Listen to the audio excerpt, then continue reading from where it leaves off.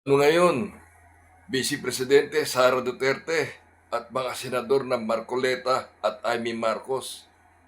Ang matitinding paninira ninyo sa gobyerno ay nagbubumirang sa inyo.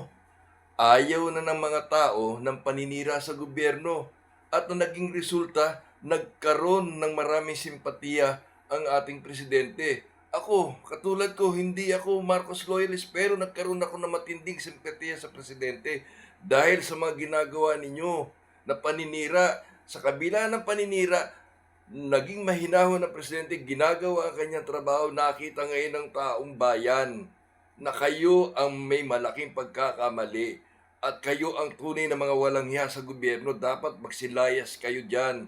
Bigyan nyo ng pagkakataon ang presidente na magtrabaho ng maayos dahil ginagawa niya ngayon ang trabaho at natutuwa ang taong bayan.